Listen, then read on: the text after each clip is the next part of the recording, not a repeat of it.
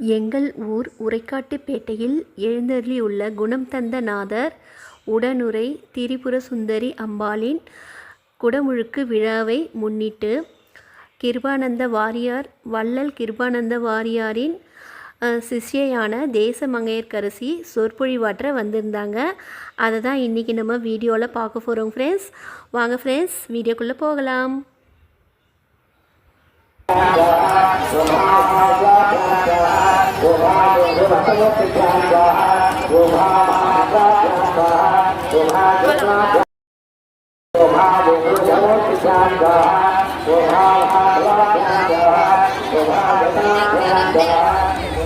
அள்ளி கொடுக்கும் சிவ குடும்பம் என்பதை பற்றி பேசுவதற்கு மேற்கொள்கின்றேன்.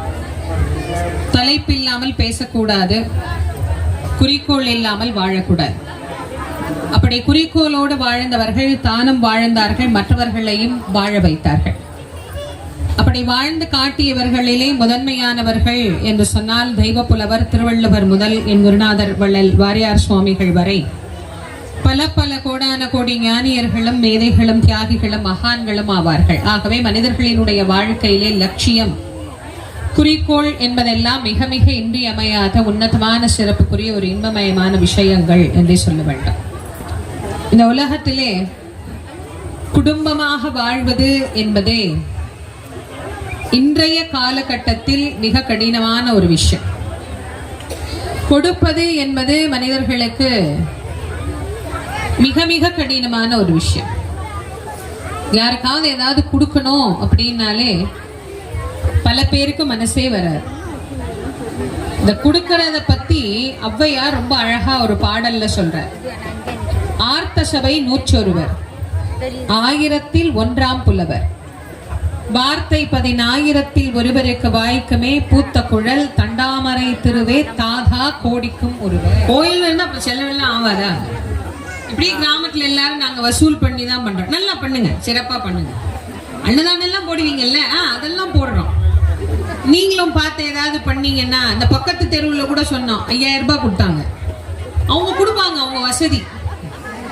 நம்மளுக்கு கொரோனா வந்ததுல இருந்து ஒன்னும் அவ்வளோ செழிப்பு இல்லை. பார்க்கலாம், ஆண்டவன் நல்லா வச்சிருந்தாருன்னா அடுத்த கும்பாபிஷேகத்துக்கு நல்லா செய்வோம். நாங்க வந்துடுறோம், வந்து விழாவை சிறப்பிச்சு தரோம். இப்ப வரலன்னா விழா சிறக்காது. 5 பைசா எடுக்க மாட்டார் உள்ள இருந்து. ஆனா வாய் மட்டும் அடுத்த தெரு வரைக்கும் கதை வரும். எல்லாருக்கும் ஒரு இந்த கொடுக்க கூடாது அப்படின்னா உடனே ஒரு ஒரு காரணம் ஒண்ணு வந்துருது, கொரோனா. என்ன தெரியாம தான் நான் ஒண்ணு கேக்குறேன், எனக்கு தெரியல, உங்களுக்கு வேணா தெரிஞ்சா சொல்லுங்க.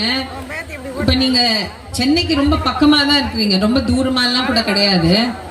நான் சென்னையை சுத்தி சுத்தி பாக்குறேன், எல்லா ஊரும், நான் போற ஊரெல்லாம் பாக்குறேன். சேலம், திருச்சி, மதுரை, திண்டுக்கல், எல்லா ஊர்லயும் பாக்குறேன். எந்த ஊர்லயும் நகைக்கடையில கூட்டம் குறைஞ்சா மாதிரி எனக்கு தெரியல. உங்களுக்கு ஏதாவது தெரிஞ்சா எனக்கு சொல்லுங்க. இப்ப நேத்தியா என்னமோ முன்ன நேத்த போட்டிருந்தாங்க, தங்கம் வரலாறு காணாத அளவுக்கு உயர்ந்து விட்டது. 50,000 வந்தது, 60,000 வந்தது. இப்ப எவ்வளவு விக்குதுன்னே தெரியல. பவுன் எவ்வளவுமா விக்குது இப்ப? 61,000. அந்த ஏலம் போடுற மாதிரி தான். நேத்தி 60,000, இன்னைக்கு 61,000, நாளைக்கு 62,000, 63,000 தெரியாது. என்ன, எனக்கு கல்யாணம் ஆகும் போது 2008 பவுன் 10,000 ரூபான்னு நினைக்கிறேன். அவ்வளவுதான் எனக்கு ஞாபகம் இருக்கு. இப்ப 16 வருஷத்துல எவ்வளவு ஏறி இருக்கு வாசல். எனக்கு இது வேணும், அது வேணும், அது கொடு, இது கொடு, அது இது செய், இதை பண்ணு, இங்க இதை பண்ணு. அப்புறம் அடுத்த நாள் போகும்போது வேற ஒரு லிஸ்ட் வரும். அடுத்த நாள் போகும்போது வேற ஒரு லிஸ்ட் வரும்.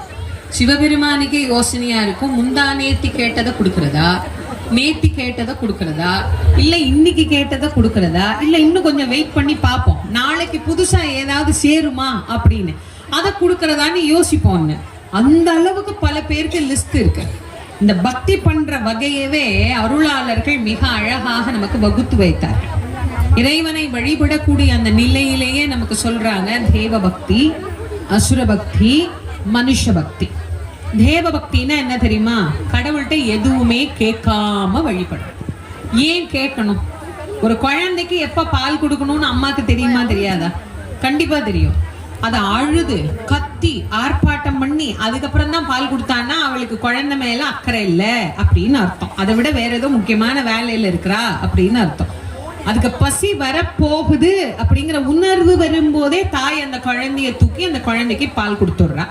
அப்போ ஒரு குழந்தையை பெற்ற ஒரே ஒரு குழந்தையை பெற்ற ஒரு தாய்க்கு அந்த குழந்தை மேல இவ்வளோ அன்பு, இவ்வளோ வாஞ்ச, இவ்வளோ கருணை இருந்தா கோடான கோடி ஜீவராசிகளை எல்லாம் தன் குழந்தைகளாக பெற்ற இறைவனுக்கு நம்ம மேல எவ்வளவு கருணை இருக்கும், எவ்வளவு அன்பு இருக்கும், எவ்வளவு நம்ம மேல பாசம் இருக்கும்.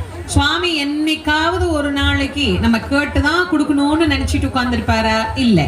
இன்னொன்னு நல்லா தெரிஞ்சுக்கணும், எதை நமக்கு இறைவன் தர வேண்டும் என்று தீர்மானித்து விட்டாரோ அதை நாம் வேண்டாம் என்று மறுத்தால் கூட எந்தாவது ஒரு வகையில நம்ம கிட்ட கடவுள் தள்ளிடுவார். எது நமக்கு இல்லைன்னு நம்ம வினை பயன் முடிவு செய்து விட்டதோ அதை என்ன உருண்டு பிறண்டு நீங்க தேடினாலும் கிடைக்கவே கிடைக்காது. அது கண்டிப்பா கிடைக்கும். அப்ப மனுஷபக்தி ஆமான்னா அப்படி கிடையாது. மனுஷ பக்தின்னா என்ன தெரியுமா? இன்னைக்கு இந்த சாமிகிட்ட போய் கேட்போம், கடவுளே எனக்கு இது கொடு, அது கொடு, இது வேணும், அது வேணும்னு எல்லாம் கேட்போம். ஒரு வாரம் பொறுத்து பார்ப்போம், இந்த சாமி கொடுக்குற மாதிரி தெரியல. அந்த ஊர்ல ஒரு சாமி இருக்குதான், ரொம்ப சக்தி வாய்ந்த சாமி, அந்த சாமிகிட்ட போய் கேட்போம், அங்க போய் கேட்போம். அப்புறம் ஒரு 10 நாள் கழிச்சு இந்த சாமி தர்ற மாதிரி இல்ல, அடுத்த ஸ்டேட்ல ஒரு சாமி வச்சிருக்கிறாங்க பாருங்க, குணம் தந்தநாதர். குணம் என்பது வாழ்க்கையில ரொம்ப ரொம்ப ரொம்ப ரொம்ப முக்கியமானது. நான் இந்த கோவில் பேரை கேட்ட உடனே எனக்கு ரொம்ப சந்தோஷமா இருந்தது. எத்தனையோ சிவாலயத்துல எத்தனையோ சிவபெருமானுக்கு எவ்வளவோ பேர் இருக்கும். ஆனா இங்க இருக்கிற சுவாமிக்கு தான் வித்தியாசமா, நான் இப்பதான் முதல் முறை கேள்விப்படுறேன், குணம் தந்தநாதர். சில சுவாமிக்கு தான் வித்தியாசமா பேர் இருக்கும். நான் பிறந்த மதுரையில ஒரு பெரிய சிவன் கோயில் இருக்கு. அந்த சிவனுக்கு பேர் என்ன தெரியுமா? இம்மையிலும் நன்மை தருவார். இம்மையிலும், இப்பவே, இப்ப போனீங்கன்னா, இப்ப கும்பிட்டீங்கன்னா இப்பவே கொடுத்துடுவாராம். அதனால அவருக்கு பேர் என்ன? இம்மையிலும் வருகை தந்து இந்த கும்பாபிஷேக பெருவிழாவினை கண்டு சிவபெருமானுடைய பேரருள் பெரும் கருணையை பெற்று உய்ய வேண்டும் என்று உங்கள் அனைவரையும் மிகுந்த அன்போடும், சிவபெருமானுடைய கருணை நம் எல்லோருக்கும் துணை புரிய வேண்டும் என்றும் பிரார்த்தனை. இந்த அழகான ஊர், இந்த ஊர்ல இந்த ஆலய விழா குழுவினர்கள், இந்த கும்பாபிஷேக பெருவிழாவினுடைய குழுவினர்கள் சிறப்பான இந்த ஏற்பாடுகளை செய்து இந்த நிகழ்வை நீங்கள் அனைவரும் கண்டு ரசிக்க வேண்டும் என்பதற்காக ஏற்பாடு செய்த விழா குழுவினர்கள் அத்துணை பேருக்கும் இந்த நேரத்திலே என்னுடைய மனப்பூர்வமான நன்றியை வணக்கத்தையும் தெரிவித்து, எல்லாத்துக்கும் மேல நிறைய இடங்கள்ல போய் சொற்பொழிவு பண்றேன். ஆனாலும் எனக்கு சில இடங்கள்ல போகும்போது அந்த ஊர் மறக்காது, ஞாபகமா இருக்கும். அதுல ஒரு ஊராக சுவாமி பேரும் எனக்கு மறக்க முடியாத ஒரு பெயர், குணம் தந்தநாதர் அப்படின்னு சுவாமியினுடைய பேரு. அழகா என்ன நிறைய குணத்தை பத்தி பேசும்போது சுவாமி பேரு கண்டிப்பா எனக்கு ஞாபகம் வரும். ஊர் பேரும் அழகான பேர், உரைக்காட்டு பேட்டை. ரொம்ப அழகா அற்புதமான இந்த இடத்துல அதை விட மறக்க முடியாத ஒரு நிகழ்வு. நிறைய பேர் சொல்லுவாங்க, உங்க குருநாதர் இங்க பேசியிருக்கிறாங்க, உங்க வாரியார் சுவாமி இந்த ஊருக்கு வந்திருக்கிறாங்க, உங்க தாத்தா இங்க வந்திருக்கிறாரு அப்படின்னு சொல்லுவாங்க. பூஜை அறையில வைத்து நான் பூஜை செய்யக்கூடிய என் வாழ்க்கைக்கு வித்திட்ட என்னுடைய குருநாதர்னா அவர் தான். அப்ப என்னுடைய குருநாதரை நான் கொண்டாடுவது என்பதை விட பிறர் கொண்டாடுகிற போது அதை பார்க்கிற மகிழ்ச்சி எனக்கு அது இன்னும் ரொம்ப பெரிய ஆனந்தம். அவர் மேல நீங்க எவ்வளவு பற்று வச்சிருந்தீங்கன்னா, இப்படி ஒரு விக்கிரகம் வச்சு அவரை நீங்க இன்னமும் மறக்காம ஞாபகமா அவருக்கு வழிபாடு பண்ணி அவரை சிறப்பாக கொண்டாடி வருகிறீர்கள். அதற்காகவே இந்த ஊரையும் இந்த மக்களையும் நான் மிகுந்த நன்றியோடு வணங்கி மகிழ்கின்றேன். இந்த நிகழ்வுக்கு வர வேண்டும் என்று அன்புடன் அழைத்த அத்துணை நல்ல நாமும் மகிழ்ச்சியாக வாழக்கூடிய ஒரு நல்ல அழகான வாழ்க்கையை நமக்கு இறைவன் இன்னும் அதிகமாக்கி தர வேண்டும் அப்படின்னு கேட்டு ரசித்த உங்கள் அனைவரின் பொன்னார் திருவடிகளுக்கும் நன்றி கூறி, நல்ல அழகான மேடை, நல்ல அற்புதமான ஒளி அமைத்து தந்த சகோதரர்களுக்கும் என்னுடைய நன்றியை கூறி, ஒரே ஒரு சின்ன விண்ணப்பம் தான். நாளைக்கு காலையில எனக்கு ஸ்ரீமுஷ்ணத்துல ஒரு கும்பாபிஷேகம் இருக்கு. ஸ்ரீமுஷ்ணம்ங்கிறது இங்கிருந்து விருதாச்சலம் தாண்டி போனோம். பாராட்டை நாங்கள் செய்ய கடமைப்பட்டிருக்கிறோம். எல்லோர் சார்பிலுமான பாராட்டு.